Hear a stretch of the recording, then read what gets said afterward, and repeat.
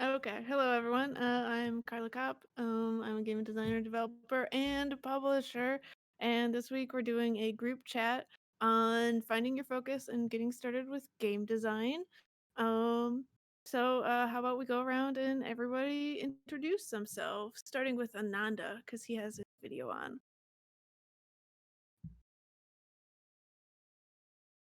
or not because it looks like it's, or he's very,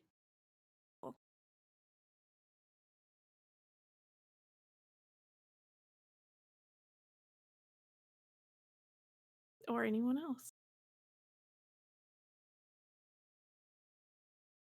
Hello, I'm Matt Williams. I live in Columbus, Ohio, and have been playing games for, I don't know, 45 years now, and been making games for rather less. But I mean, that makes sense. You have to play the games before you eventually get inspired to then create all your. So we have someone new, Sir Groovy Bones. If you want to talk, you don't have. Yeah, sure. Hi. I've also been playing games for a while. I've been trying my hand at game design for a little bit now, about a year or so. But nothing official, nothing published, nothing just as a hobby. I've tried a couple things on, put up a couple things on Tabletopia and Tabletop Simulator just as like a hobby thing. So I'm looking to get a little more serious and find out, what I can offer to somebody who hasn't done anything at all and learn from people who have more experience in the industry. Great job. Connor or Ananda? Hello. Can you hear me? Yes. Cool. Okay. Yeah, I'm Connor Wake, board game designer. My first game just got announced last Wednesday, so that's fun. And yeah, that's it. congratulations. That's enough. Thanks. And then we have Ananda. Hey, just had some computer problems, unexpectedly, but I'm Ananda. I'm a game designer, board games and computer games, but I don't have anything published It'll happen yet. eventually. You make good. Okay, so let's just start off with. Does anyone have any questions?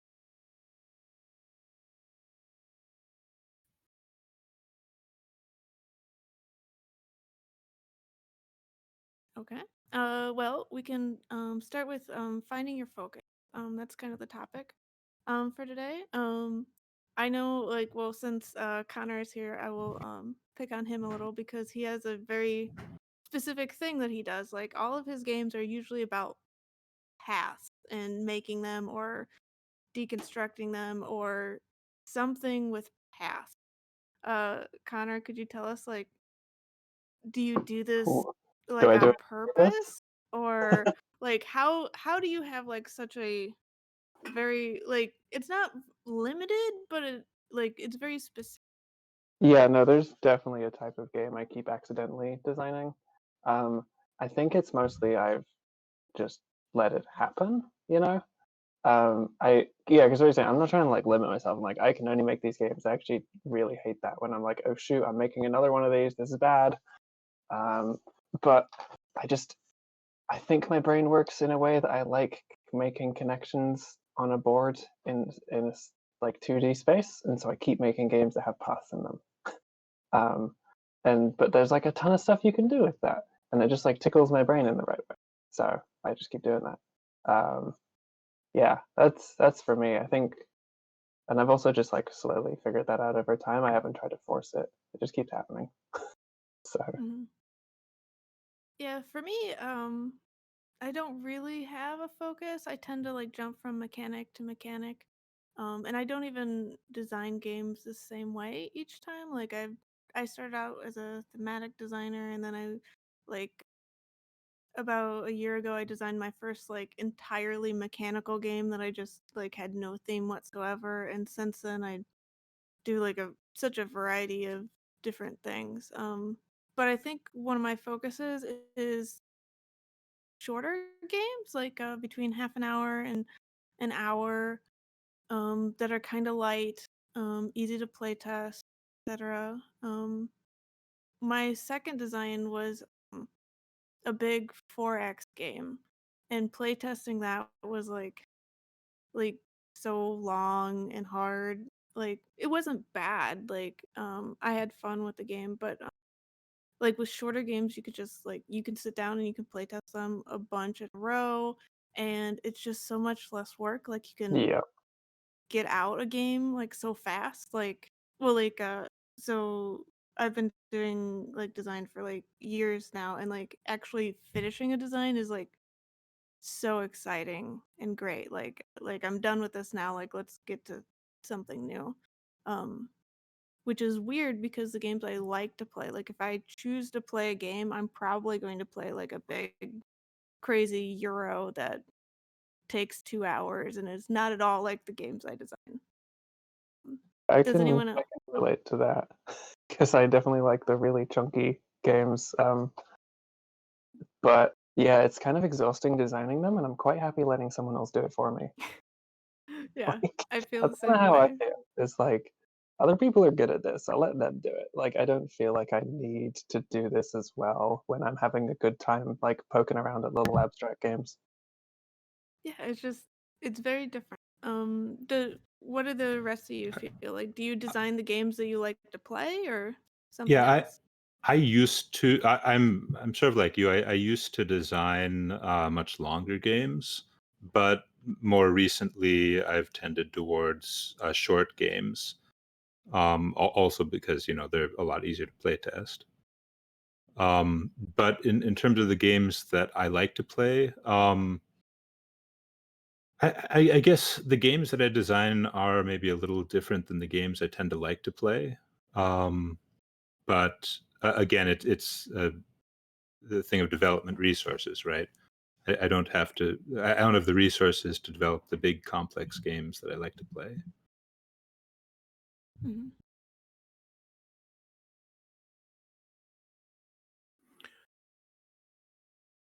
I think for me, so far, I think I've done more with shorter games, and I've tended to more concentrate on a story or a theme. Oh, by the way, Ananda, thank you much for the input on the Otter Park. Oh, It's oh, it's sure. getting massive changes Okay. based off of that, but it'll be much better. All right.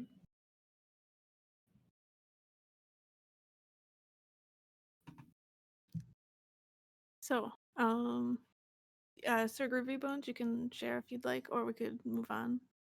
Yeah. Yeah. So, like I said, I haven't had a lot of experience developing games, but as far as what I have built out, just as a proof of concept to get used to Tabletopia, I took one of my favorite games, One Night Ultimate Werewolf, and put that into Tabletopia, just changing basically all the assets and all the names, because I know they have a copyright, clause in there, so you can't publish a game if it's copyright in any form. So I didn't even publish it. I just basically made it just for the proof of concept to get that idea out there. But as far as games that I've kind of found myself leaning towards, I keep on going back to I want something that's a quick, fast paced, like lunchtime game, something like 10, 15 to half an hour at most, just so you can fit it in, because that's kind of where I got a lot of my um, uh, more of my wind towards playing board games and card games is one of my coworkers had put together a board game lunch for all of us to get together and just play games, and that's kind of where a lot of my passion for it has started out. So that's kind of what I tend towards, but I don't shy away from longer games. I also like to play longer games, and basically I found myself wanting to introduce more and more mechanics into the games that I'm trying to put together. And all of a sudden I'm looking at the watch, I'm like, no, this is a 3 hour game. This is not going to work out for my original idea. So yeah, I've started trying to put together games and going along the lines of focus. Um, Having so many mechanics into a game when I've never made a game before and never designed a game before, I found myself getting lost very easily in the weeds of, first of all, it's thinking forward to playtesting. It's going to be, I have no idea what I'm doing, so this is going to be a nightmare to get any kind of balance going. So what I find myself doing is just what, just narrow it down, make something very simple. That's why I did the One Night Ultimate Werewolf, because I literally just copied what was already there, just changed the names and maybe tossed in an extra mechanic or two, just to get something out there. And then from there, I went into, okay, now take 2 games that you like, put them together in some way that makes sense to you, and try to keep them within that time frame, that 15, 30 minutes. And so that was my first, like, just prove that you can do it kind of thing, to kind of help with focus. And that's been helpful for me as a starter, beginner, is just do something, even if it's stupid. Literally, if you think it's dumb and you think no one will play it, that's fine. Just get something out there so you can prove to yourself that you can do it, and you will learn things as you're trying to get it, get momentum on it, getting it play tested. Even if it's not the thing that's going to be the next Dominion killer, it's just going to be something that you've made. And I think that's proof of concept, and getting something out there is better than just sitting on this massive grand idea that, sure, maybe worth millions, but if it's never going to get out there because you don't know where to continue, then it's not going to be worth anything. Yeah. Yeah. Go ahead. Well, I mean, you bring up an interesting point. Variants are a great way to get started designing and just to practice design for a couple of reasons. I mean, you have the rules already there, and you can sort of branch off those rules and test things out with sort of a safe foundation. And you also have plenty of fans of the game who may be happy to help you test it. Yeah, I've made some variants in the past too, for games like Dune, Carcassonne. It's a lot of fun. That's also how I got started.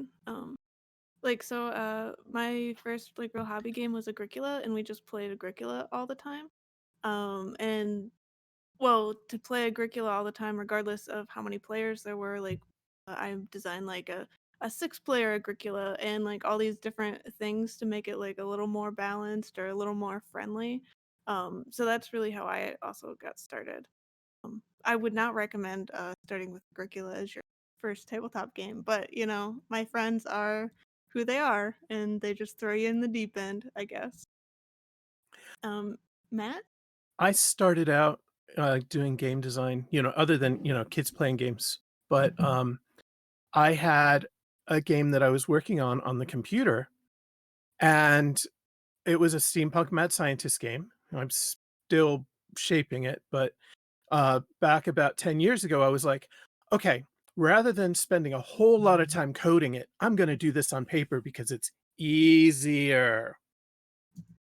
Then life happened. I have a Kidzilla, and about 4 years ago, I changed employers to a place that had a lot of people who created games and were playtesting and so forth. Then I got bit by the bug seriously and haven't really looked back much. To your point about taking a game and modifying it some, I've got a few that I've done that with, and I tend to go to the older games for those, ones that have been around for a long, long time. Like for instance, a game called Fox and Geese. If you've seen those pegboards at, say, Cracker Barrel or some of those other country type places, those are based off of the board for Fox and Geese. Well, I made it so that one player is a hedgehog and the other player does prey, food, and predators. And I made it not asymptomatic. Asymmetric. Asymmetric, thank you. And so with hidden placement and other things as well. So by adding in a couple mechanics to a game that's been around for centuries, you can come up with something new entirely. I do want to touch on the point about copyright, though. You cannot copyright in the US a game's rules or mechanics. The look and feel of the game is copyrightable. So the werewolf, that's based on a game called Mafia, or Sheep and Wolves I played those over 30 years ago. So that's nothing new. Now, taking their artwork and doing something with it, that's another matter. But Well, yeah. And One Night Werewolf, I think, is actually based on. I mean, it's a little different. This doesn't matter. This is just a on your point. But I mean, the other thing is, even if it's not even if you can't enforce copyright on mechanics, anyone who plays a game that's sufficiently similar to a well-known game like One Night Ultimate Werewolf will know what it is. Like they'll recognize it. So Yeah, Yeah, you there's just have to make it different enough. Like, there's plenty of werewolf games. Like, there's gonna be an infinite number of werewolf games as time goes on because people love werewolf-based Mhm. games. But you just have to make yours different enough that it's worthwhile to buy in addition or instead of. Yeah, two things I wanted to touch on that Carla said. So there's when you're designing your game, if you're looking to kind of take the idea of what someone else has made, yeah, make sure you're clear of copyright. But also, there's also a not copyright, but I guess an implicit, like we were taught, like you guys were saying, um, there's an implicit.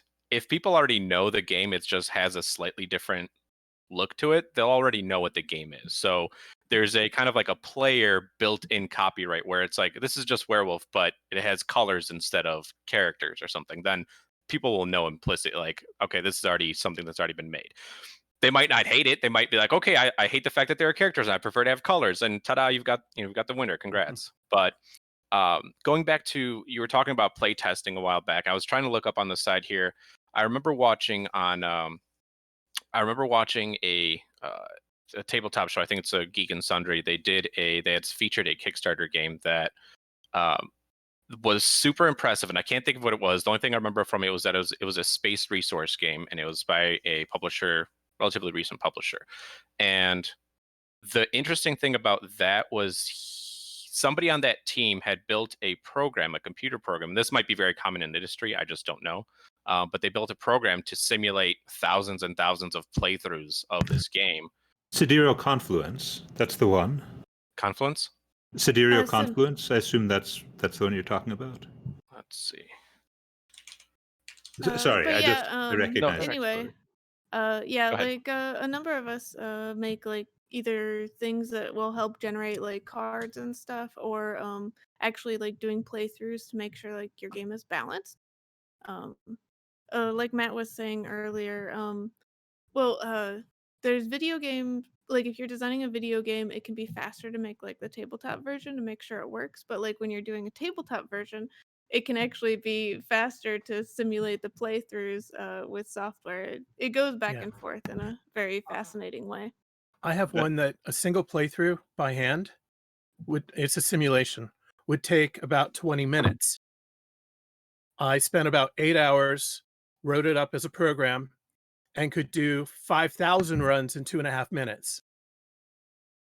Mhm. Yeah, I did something similar for Weavers for balancing all the different sets. Mhm. Made a program to play it and just had it run again and again and see how many times each combination won. Yeah.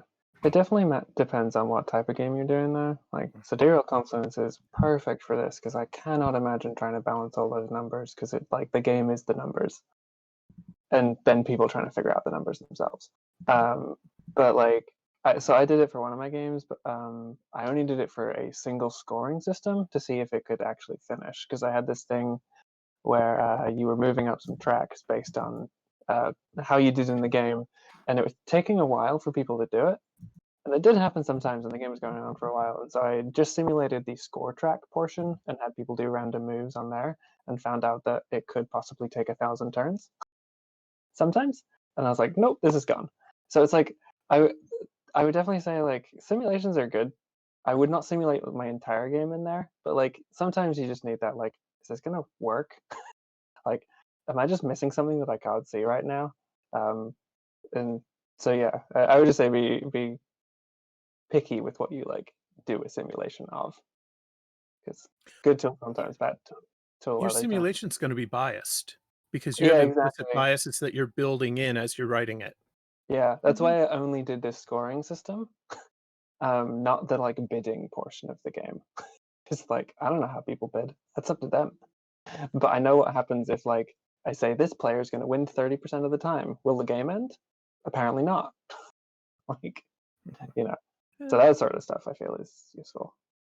Because I bet Yeah. for Sidereal Confluence they didn't simulate the entire game. They probably just did some number crunching to figure out like does the green cube equal 2 times the yellow cube, and is that what I want? Yeah, there's like you could do a lot of like software to figure out like if things are balanced, but like I tend not to do any of that because well, what's important is not whether the game is balanced, but whether it seems balanced. Because those are two 100%. completely different Yeah. things. I, Because th- I if th- it, oh, go Go ahead. ahead. Oh, I was just gonna say, if it takes a computer 10 million times to figure out the balance, there is no way a human's gonna care about that in their 5 plays of the game. Like, Yeah.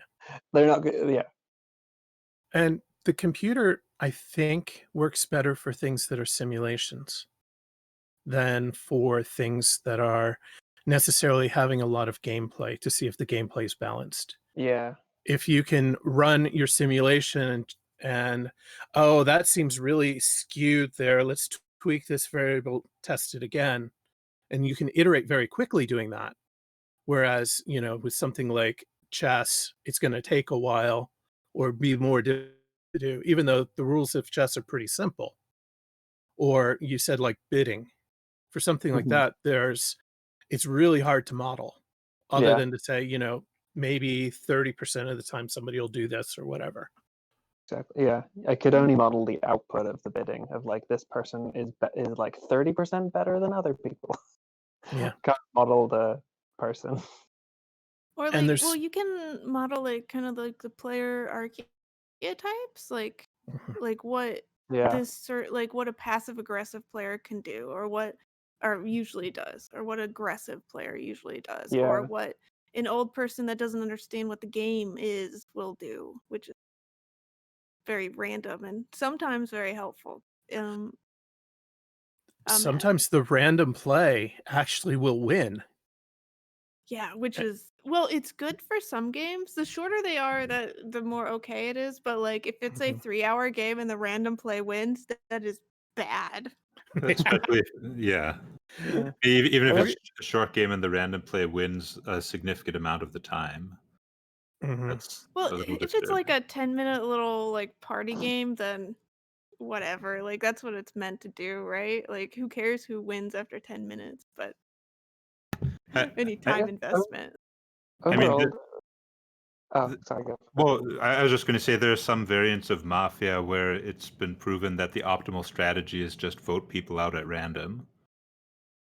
Yeah, Well, Um, because actually. like that's the social deduction part of it. Because like you start getting like too much into like people's head. Like are they doing what they should be doing? Are they doing what they think I think that they should be doing? Or like all throughout there? And it's just like yeah, just vote randomly and you could hit it. Because like then you don't have like all the biases of like human interaction things. yeah, it's just it's a problem if the solution. I mean, if your game has a solution, that's a problem, and it's a bigger problem if that solution is just to play randomly. I guess Mhm. here's one Mm. counter argument to that, though. Let's just Mafia is insanely popular. No one cares that it's not balanced and that the real way to win is to pick randomly. Like, if you went into a room of people playing Mafia and you're like, you could just play randomly, they'd just kick you out and then continue to have an amazing night, right? Like, Okay. that's Because not, and that's So why I I'm have a story like so I used to play werewolf online a lot. Like I played a lot of online werewolf, which is why like I was like, "Oh gosh, werewolf." uh, Well like I did that. Like I was like, "Okay, so I have this algorithm and it says that we should vote Dan out. Like we should definitely do that." And people were all on board with it when I was passionate and then they were like, "Why, Carla? Why do you think him?" And I was like, well, I wrote this random program and it said that I should vote for him. So let's do this. And then they were like, nope, Carla's out. She's obviously a werewolf. And I was like, no, seriously? Every time that Ben has played, he's been like a Mason. And so I clicked random until Ben was a Mason. Therefore, Dan is a werewolf. Obviously, this is how life has made it go. And no, like if you explain math to people, they hate it. I was yeah. right. I was right. That was like the worst But part it's like, is that yeah, but I like because like people want to do the social interactions. Like Mhm. Yeah. games aren't fun because of who wins Nope. usually. They're fun because of the experience, especially social deduction. Yeah, because the game is more about like poking at your brain and getting your brain to think in a certain way than it is about is it balanced. And I feel like that's why I'm always a bit skeptical when people are like, should I do this simulation of my game? I'm like, if you're doing sidereal confluence and you need it to not collapse under the weight of its like just absurdity, yeah, sure. But like usually no. Like because it's not the point. Like the mind as well is another one. In the booklet, they tell you the strategy. They tell you how to break the game and make it boring. But it doesn't break it still, and everyone has a great time with it, except the people who say it's not a game. But that's their own problem. And so I agree with what everyone just said. Has anyone played from Buffalo the nuclear war game? It's been out for almost 60 years now in a couple incarnations. Okay. So in nuclear war, you're all a country and the goal is to be the last country standing. But when a country dies, they can then launch everything that they have in a retaliatory strike. So most of the time in nuclear war, there's no winner. And so if somebody wins, the entire table cheers because somebody actually won. It's also Great. not a good game for boyfriends and girlfriends or people in relationships to play against each other. You will find that there are lots of things boiling under the surface that then that game can bring out. Hmm. Yeah, always game with people that you're comfortable with and not too competitive. I did once have a relationship. I broke up with someone over Monopoly. Well, he had a rage attack, and I was like, "No rage attacks over Monopoly. Sorry." Yeah, that's a Um, bad sign. Mhm. Indeed, it I was was. actually able to find the game. It's actually called Moonrakers. That was the space one I was thinking of. Mm. Um, Oh, Yeah, so that but was yeah, made in Nashville. what's that? I believe that was made in Nashville. Oh, possibly. Um, the another game that comes to mind along the lines of social deduction is that's I'm sure everybody has heard of is Among Us. That's come out recently. yeah. Uh, Not a card game, board game, so it's kind of breaking the rules of this chat. But uh, yeah, I think it's similarly. I don't know if it's completely balanced. It feels okay, but it's just the fun of it. Like you were saying, it's really more about the fun of it. And yeah, I don't know. It to a certain extent, it matters if a game is balanced. If that really comes into play. But if it's just about like, I think we were just gifted for over holiday break, we were gifted the game Burrito something. It's Throw through a burrito. yes, that one. And as soon as I saw it, I was like, okay, this is just gonna be a fun game. I don't think I even care what the rules are. We get to like try to put some cards down and throw burritos at each other. Like that's just gonna be fun. I instinctually knew when I saw the squishy burritos that that's gonna be just fun. It's not gonna be I have to sit here and math and run simulations to figure out how this is gonna be optimal. It's just you're gonna have fun with it. Yeah. Our art group's been playing Monstrosity. And, we've had a few technical issues to bake out here and there, but, having a blast with it. And, we modified the rules some, but, everybody's having fun, and that's really what matters. Mhm. So with balance, what I found is if you just make some elaborate like player rule, like okay, well the first player gets this and the second player gets this and this is how we start the game off, then everyone just assumes that it's balanced. Like, you don't have to do anything extra. I Like, saw one game where they put in a caveat in the rule book that was like, I know we didn't give money to the first person. It's okay. We tested it. It's balanced. They had to put in the caveat for like the opposite. Then there's Richard Garfield's, The Great Del Moody, where in the rules they say, "Life isn't fair. This game isn't fair." yeah. Uh, I mean, it's true. Like, we're all at different points. Like, you could balance it like extremely, but yeah, like as Connor said, we're not gonna play any game 10 million times. If one specific person like buys your game, and plays it like more than 10 times, that is super, super rare. Hmm. So, The Eon Games guys said balance is boring, I think. mhm. I mean, if you don't have like cooler, super cool, like powerful stuff, then what's the point? Everything is Well, just like that's just how magic pushing a works, rock a right? little. That's how what works? Magic works. They've got purposely bad cards in there so that the cool cards are cool. Yeah, they're collectible also, so they That too, but like that's their Mhm. fun, right? Is it's again, it's not balanced, but that's the point. Mhm. I think the best balanced rule I've seen on a card was probably from Munchkin, where you get certain bonuses if your name is Tim or are wearing a a green sweater or something. It's just I think those were the most fun mechanics I've seen in a while. It's just oh, this is completely random. Okay, so it's it was just another one of those just for fun things. Yeah, Mhm. there's a card in Magic that I think it's in the cracked release that says if you are such and such who is a champion, then you get to do this type thing.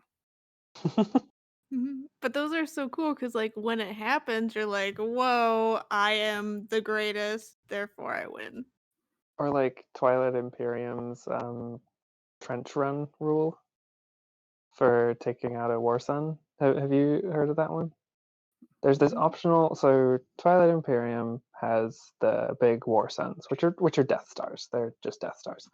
Um, they even look like Death Stars.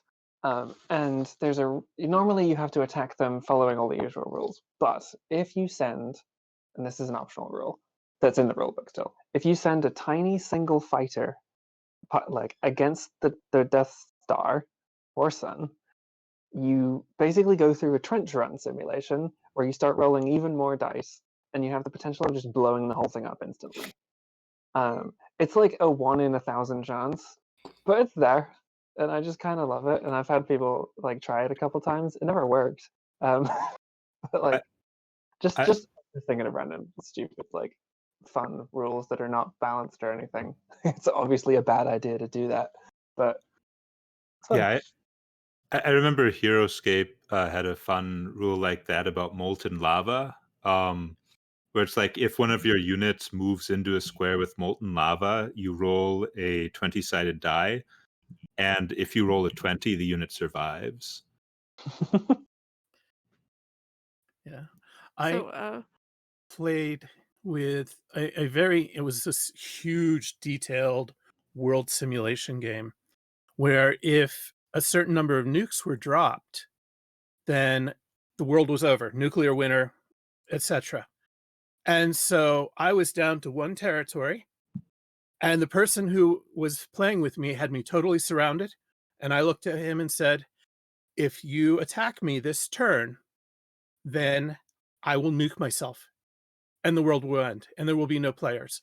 And he was, or, there'll be no winners. And he was just shocked at this, gobsmacked. But, I ended up winning because I forced him to concede.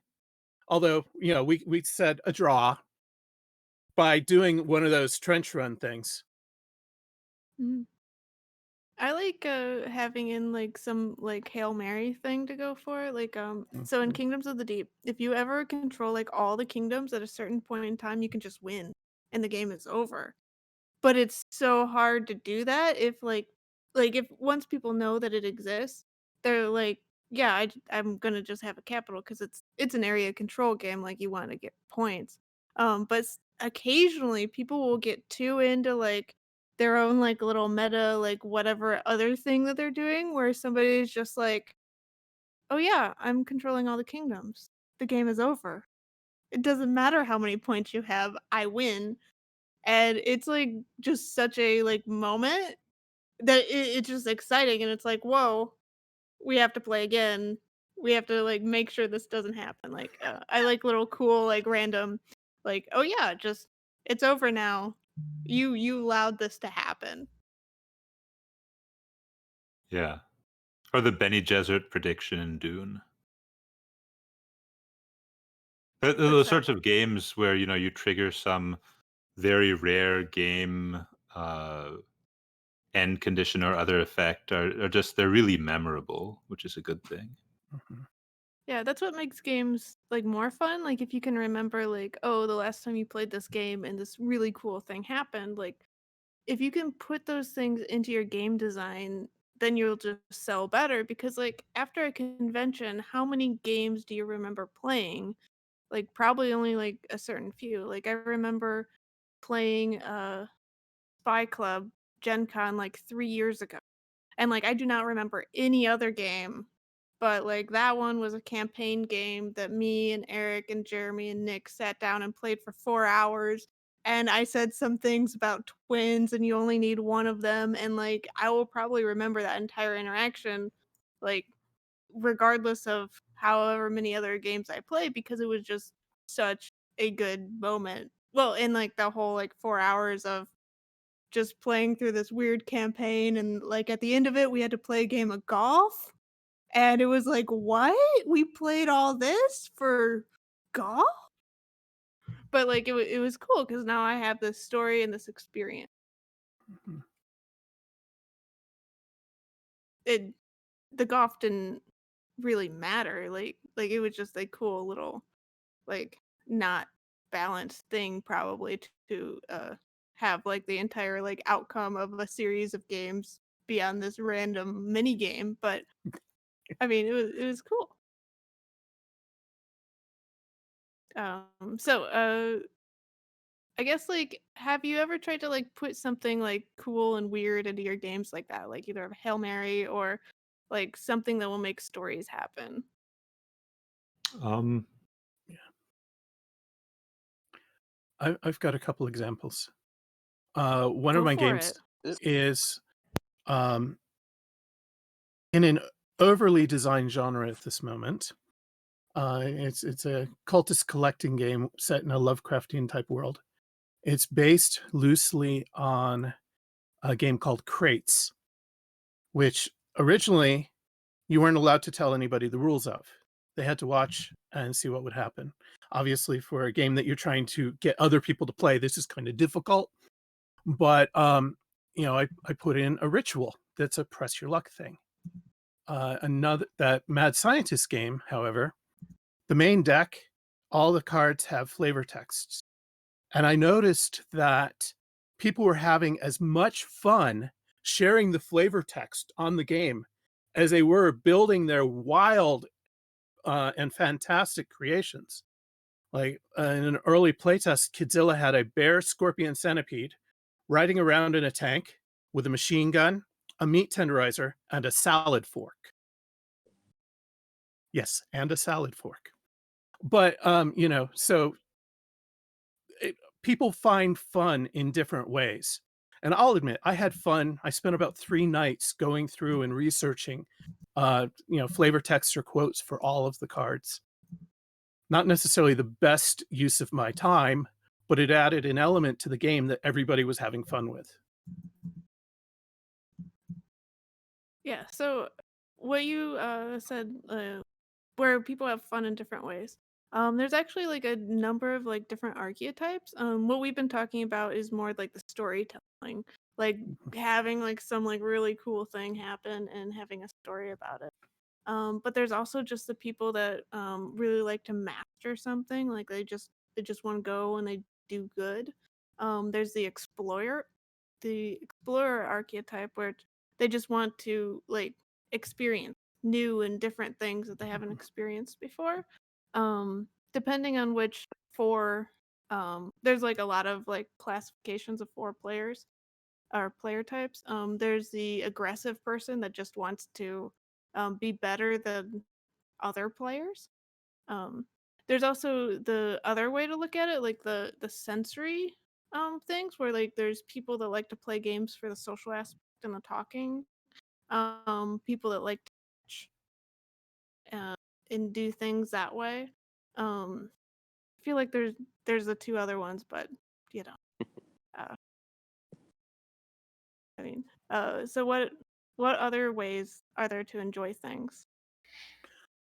I think some people might enjoy uh, games that trigger a certain mindset or way of thinking or solving problems. Because Mhm. if you have to think in a way that you don't ordinarily, in order to solve this, it could be novel and have enjoyment. Yes, the I'd problem say solver. for me, nothing beats um, a good high quality token piece. Like in Splendor, those chips are just, I don't know, there's something about them for me. They just have a tactility about them that it just feels awesome. Another aspect about a lot of board and card games that I've seen, um, Wingspan comes to mind, is the artwork that a lot of people really enjoy. Like, I'm sure a lot of games have been sold purely on this is a beautiful piece of artwork and I love owning it. I don't have to play it. I just love owning it and the fact that it looks so nice. But they also have a couple. I think Wingspan has like the little eggs they have in there, the dice and such. They have a certain tactile feel to it, and I kind of enjoy that. I don't. I'm a kind of player that doesn't like to have to be overwhelmed by a flood of things as soon as I open a board game and see like millions of different pieces. Immediately, I'm like, this is complicated, isn't it? I'm not, and I won't necessarily shy away from it, but that's my first instinct. But if the pieces have like a good tactility to them and they feel good, it's kind of like that's like the inner child part of it. It's like this is interesting because it's colorful or it feels interesting or it feels different. So I agree that having certain pieces in there, but artwork is another piece I can contribute and say that, yeah, it's one thing people like enjoy about card and board games. Games with variable player powers or asymmetry also give you a feeling of being special and unique, which is very nice. Um, just feeling that you can do something that no other player can. Cosmic Encounters. I think that takes that to an extreme. Mhm. And that's another one where like balance is just crazy. Balance is boring. We don't need no stinking balance. Yeah, that's what the Cosmic Encounter creators say. Balance is boring. Mhm. Yeah. I mean, it takes a lot of effort for what? Just I don't know. When I make games, I usually just put down numbers. And so the other day I was with one of my co-designers, and she was like, "Oh yeah, where did all these numbers come from?" And I was like, "Oh yeah, I just made them up. 8 plus 12 equals 20 pretty easily. So math. Just make the math easy." And they're like, "Oh, I thought there was like a reason." And it was like, "Well, that's a reason. Just ease of use is good. Like base 10 numbers are nice."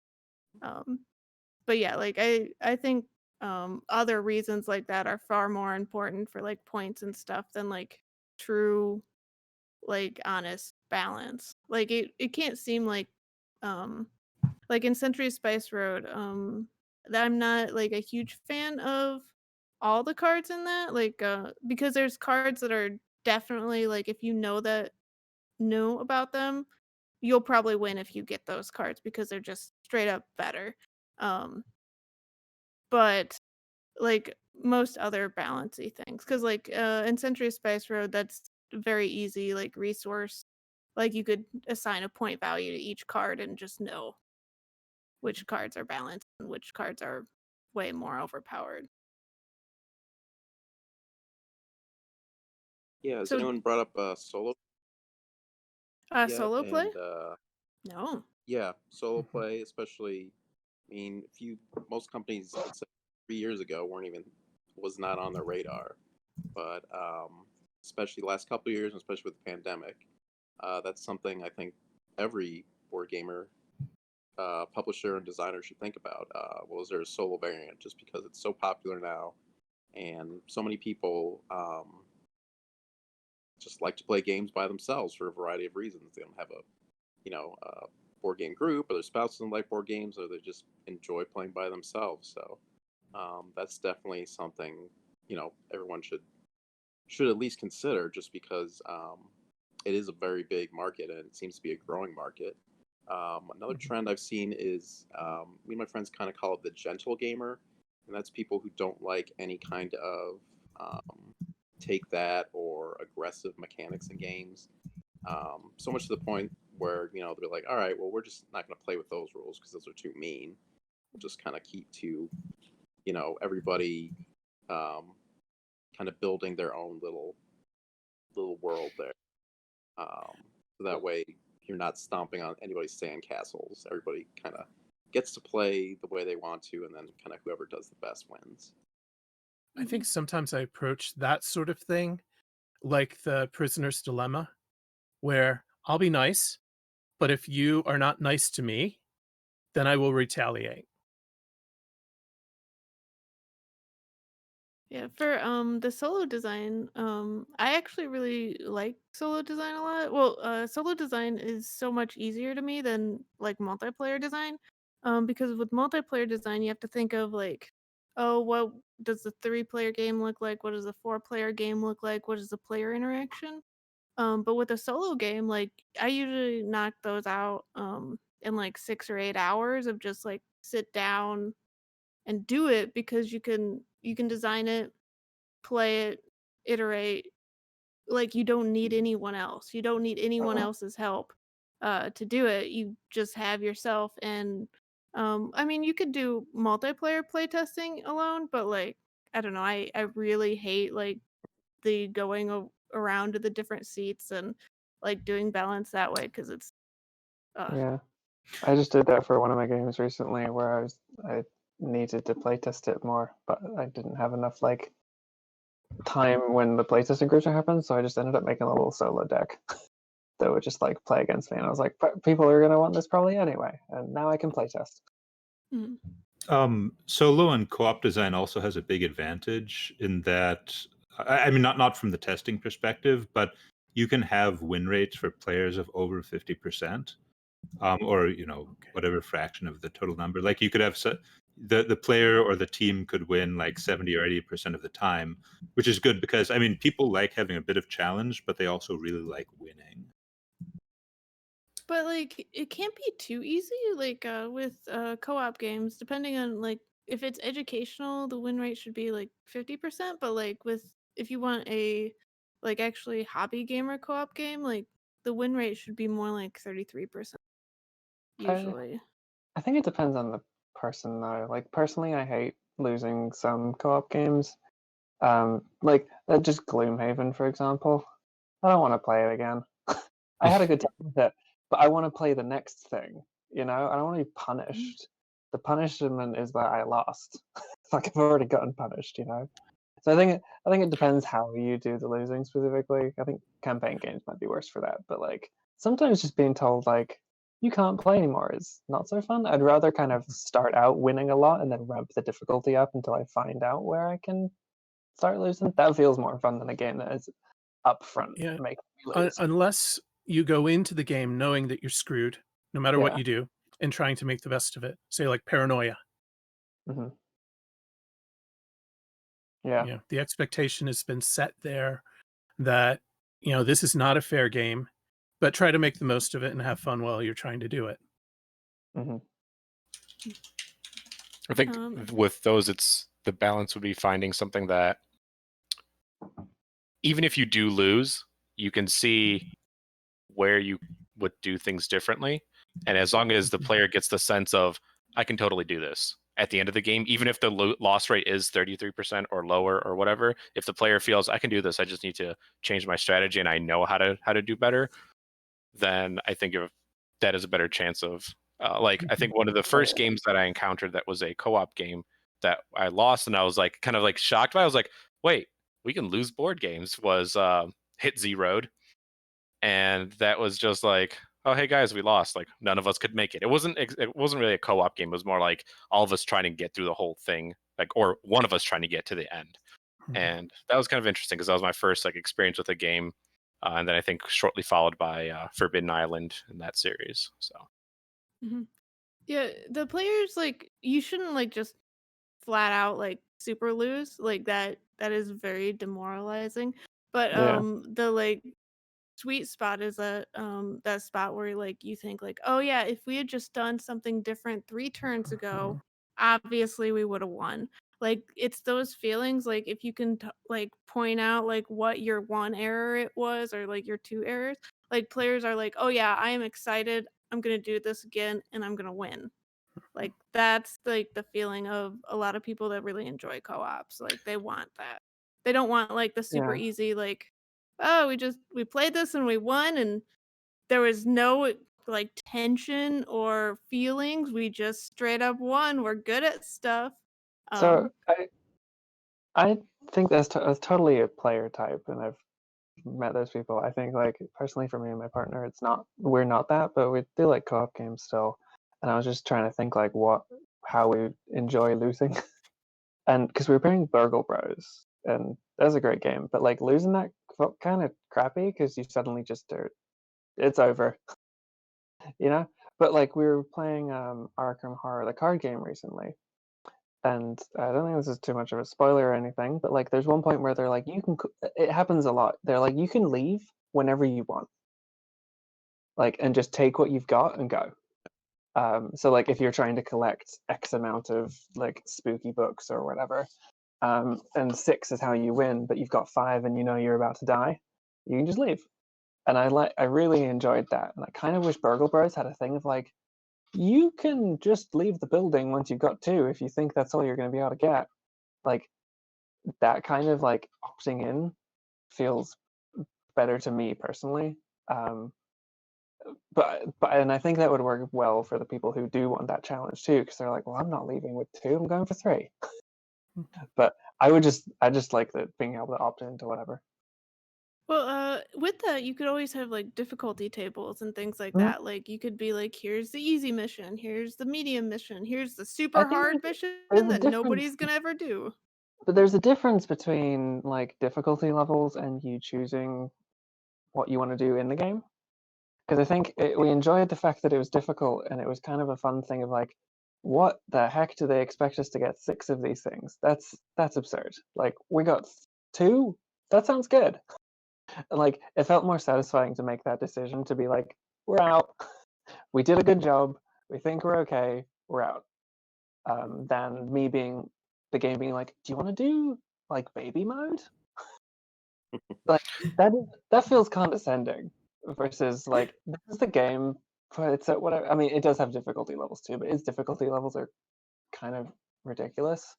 Like for example, there's a -8 token, and the highest you could probably get on a card. Your stats start at like 2, so like I don't know what they're thinking there, but like yeah, I feel like difficulty levels are cool and all, but I do like the opting in during the game and kind of engaging it that way.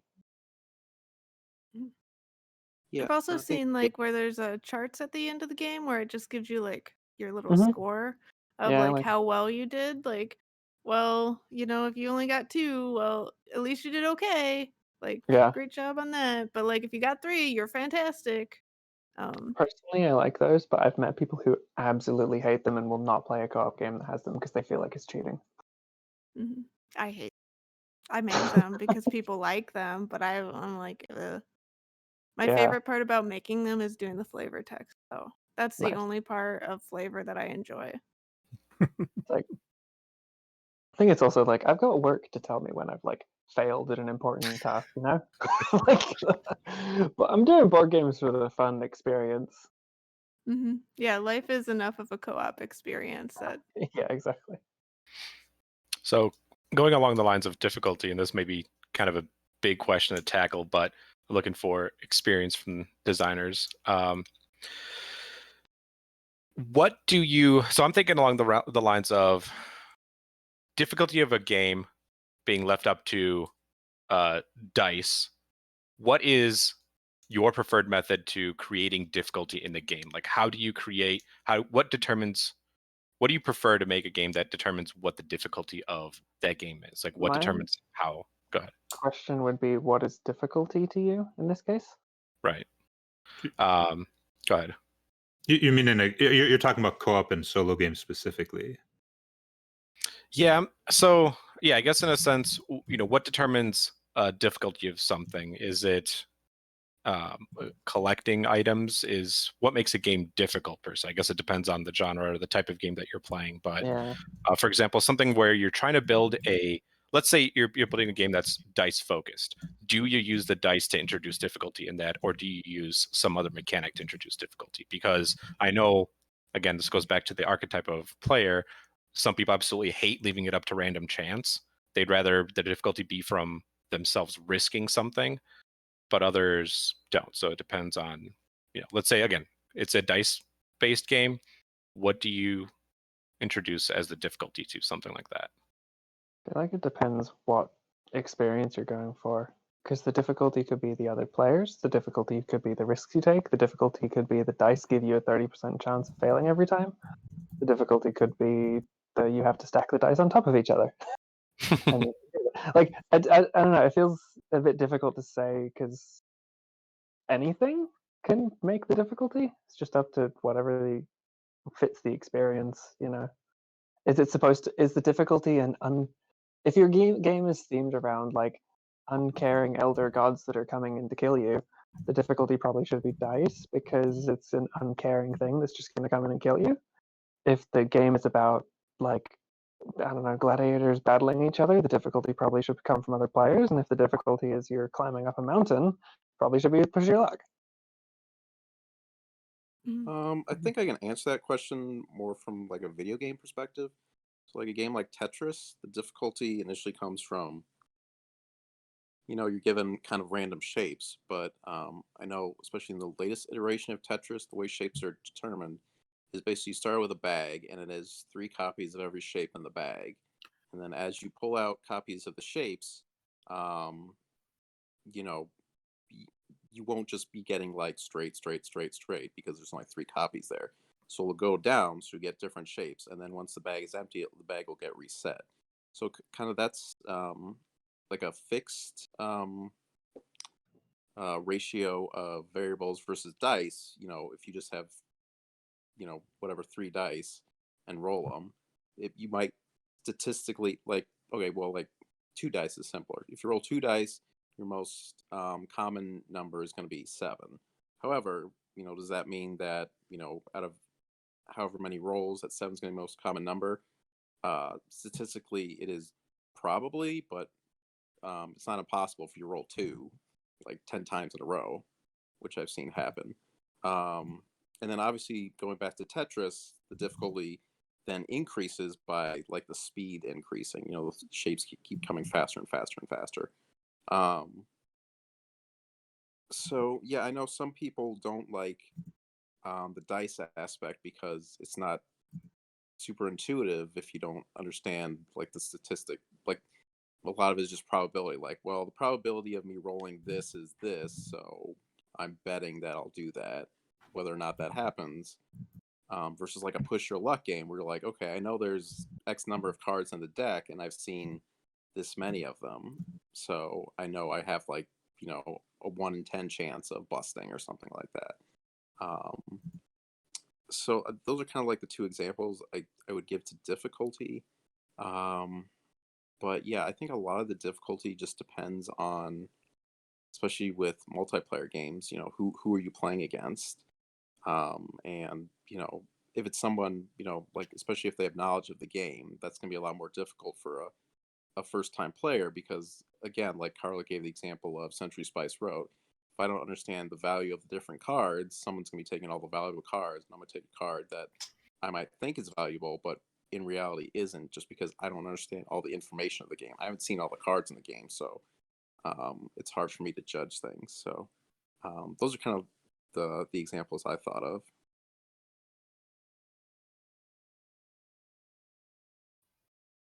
Does that help at all? Yeah, definitely. I was just I was mostly looking for input on what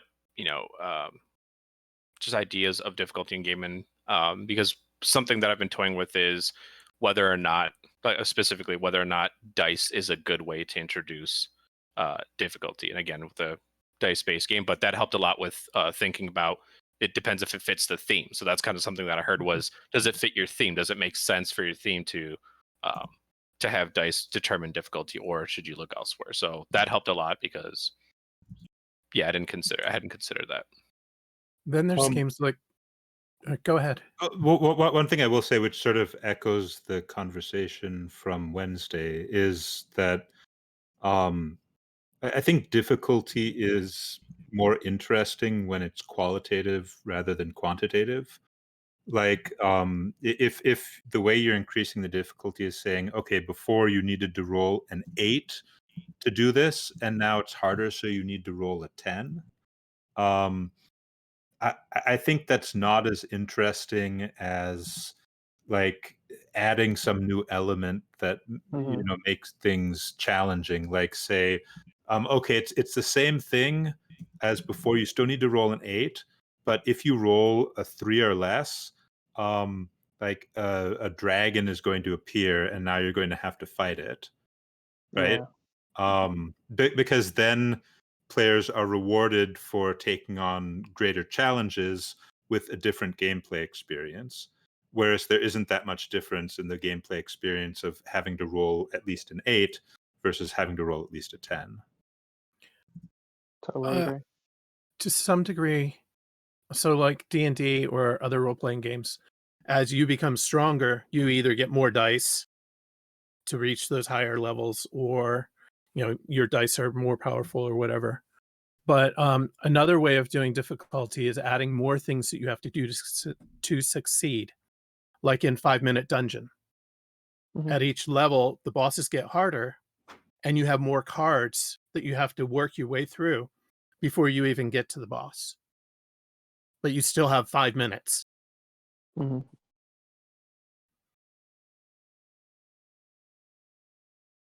Yeah, those are good ones too.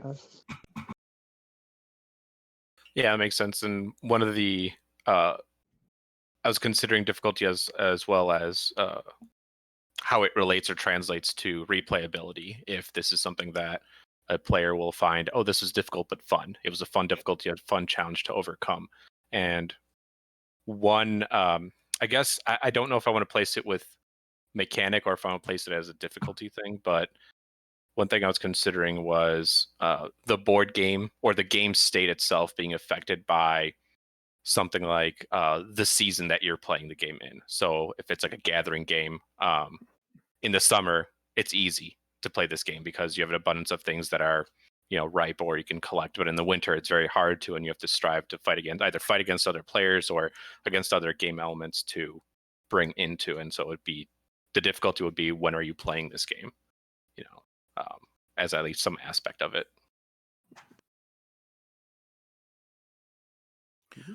I have a question for people, if they would, um, other than playing lots of games and lots of different games, what would you suggest as a way to improve your skill and your craftsmanship? Like one thing. Um, okay, I don't know if this is so. What one way? This is just focusing on a very specific skill, but one way to get good at writing unambiguous mechanics is playing Dvorak, the gnomic card game where players make up the cards. Um, I used to use that to teach people about board game design. It the game is a very simple set of rules, and players have to create new cards in between rounds. But then often the situations will come up when someone's written, someone who's doesn't do much game design has written down something, and it's not entirely clear how the mechanic works, and then you have a teaching moment. Um, so that game's great for learning how to write unambiguous mechanics. This might be cheating, because it's kind of Just low for getting length. better at game design. Oh, do you want to go? Oh, I think No, the kind of go. audio is like 3 seconds behind Yeah, your but video right now. I got very confused. Might be cheating, but I like hosting. I used to like hosting board game nights before all this. But like picking games for people and picking the right game for the right crowd, and trying to figure that out is kind of something I've used to get better at board game design. It helps you figure out and doing, not like trying to make a guess, but like asking people what sort of things they like, and like kind of using that to like hone down on, take from like 10 games down to one and then pick the game. Yeah, can't really do that nowadays, but I found that was pretty helpful. Yeah, just doing like really fast game design challenges. Like just design a game for like an hour and then get rid of it if it's bad. And if you do that like every day, like, well, I think it made me like a ton better game designer to be like very willing just to be like, hey, this is bad and I hate it and that's fine. Like I don't have to like go the distance with every single stupid idea I have because some of them are bad. Um, but then like at the end of like a month, you have like all these ideas and you can point out like, oh yeah, this one I want to finish. Like, just I guess have lots of babies so that you don't care about any of them. Um, and you can be really objective. Yep.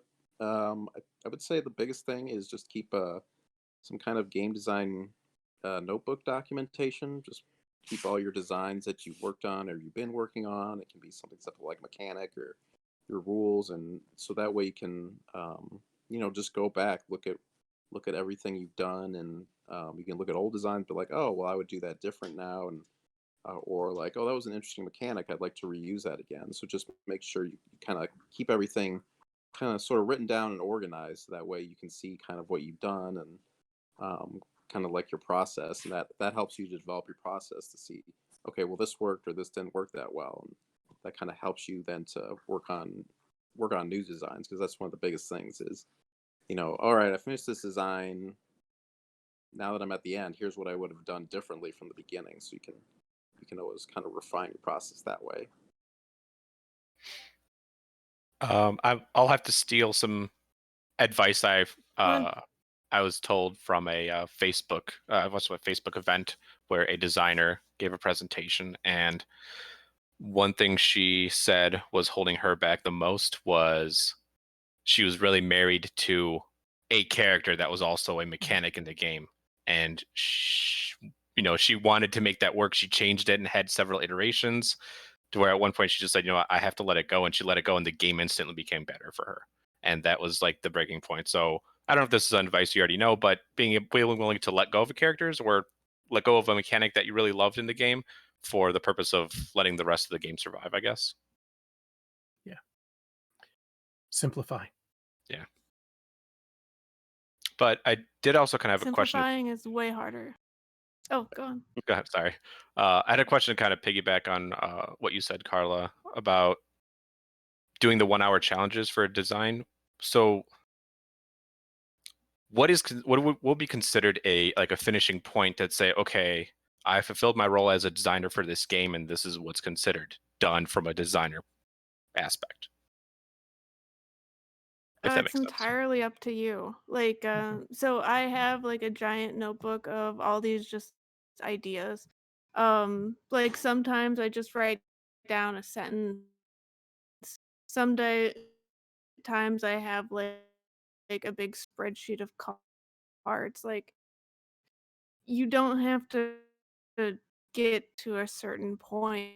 Like when do you want to stop? When are you not like engaged in this game? Like first I just put it on the table and I'm like, let's the goal is to start playing in 15 minutes. Let's do it.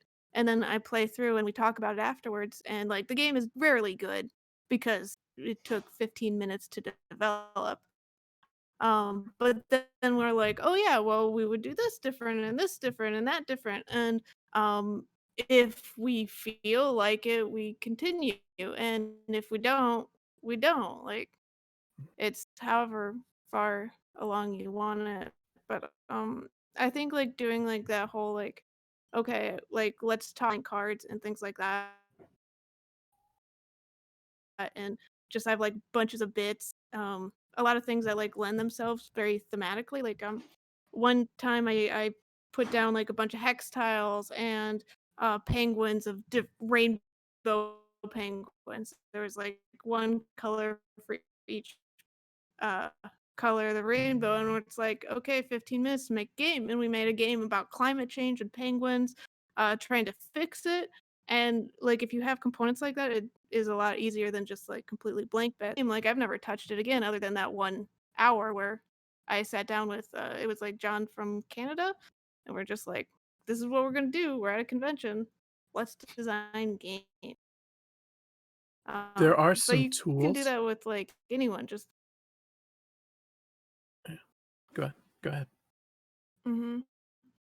Mm-hmm. There's also like the game design journal, or what's that thing by that Jay Jay Cormier, Cormier? it's called Fail Faster. Mhm, The playtesting thing. mhm. The front cover of it has a thing where you roll 2 dice. A thing where you roll 2 dice and it gives you theme, mechanic, and constraint. And I've used that a lot in the past where just do it. But like if you can make your own constraints and or mechanics or whatever, like just make whatever game it is, like, Yeah, there's a 10-minute design and then tool. throw it away because it's bad, or keep it. It's good.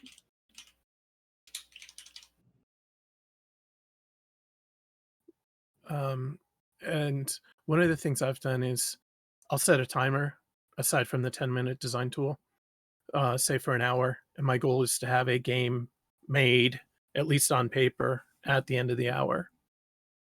And sometimes it turns out good. Sometimes it doesn't. Sometimes it's like, I can play this now, but I want to develop it more. So it really depends. I think that constraints help a lot. Mm-hmm. Yeah, and to that, there's so many online Games that are contests either through the Game Crafter or Board Game Geek or other things where they do have those constraints, and also there is a deadline. Hey, this needs to be done by this date. So I mean that gives you your timeline there, and puts a little bit of pressure on you that okay, well, it needs to be ready to go and be able to share with people by this date there. So that's kind of like I would say the next step after just kind of like doing like, oh, I want to do like a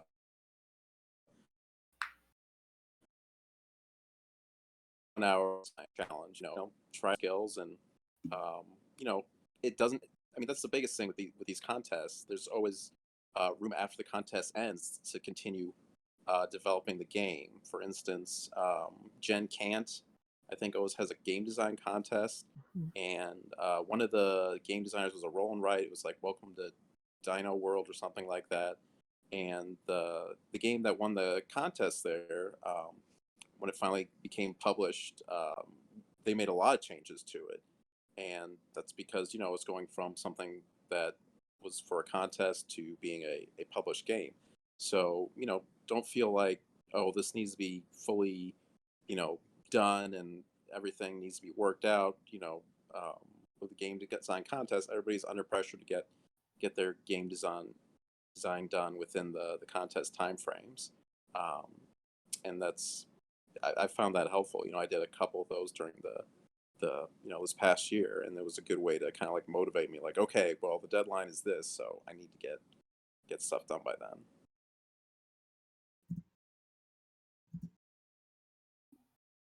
Choosing a format or a mechanic that you're not familiar with can also be a good way to stretch your wings, I think.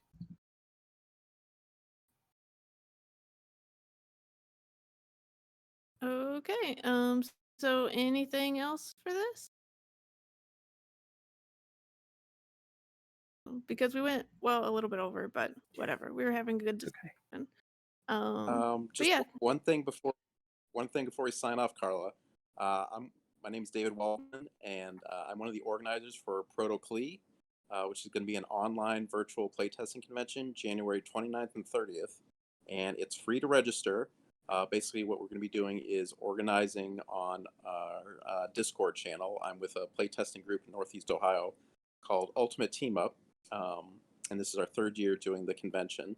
Um, so I can put in just like the general Discord, the link for how to Mhm. how to sign up and do all that. And also we're gonna have some online speakers. Carla has very generously donated her time. She's gonna be talking about specifically a really interesting issue, which is shipping and fulfillment for a small publisher, because I know that's something a lot of people are very interested in. It's like, okay, well, I have all these games on a pallet. How do I get them to how do I get them to people? That's a tricky step. But yeah, basically, we're just going to be running games, that Friday and Saturday, January 29th and 30th.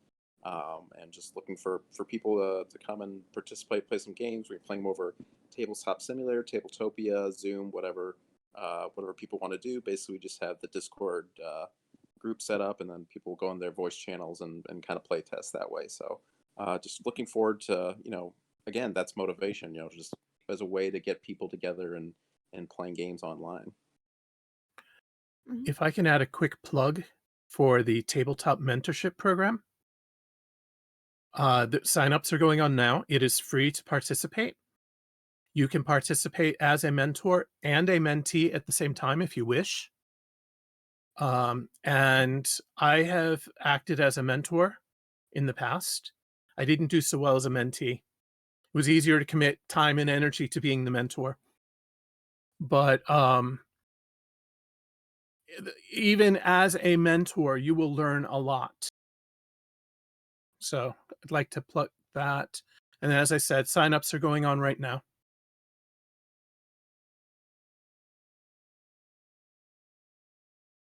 Okay. Well, I recommend both. Proto Cleveland is really exciting when it's in person. And I'm gonna try it out for the first time online. In 2 weeks. Yeah, something like Yeah. that. But have a great weekend, everyone. Yep. Thanks, everybody. And we'll be doing a pitch practice next week. So, if you want to practice your pitch, I'll have publishers that will give you feedback, and it will be less stressful than actually pitching. Hopefully. So, sign up now. Okay. See you all later. Take care. Sounds good. Thanks, everyone. Bye. Bye.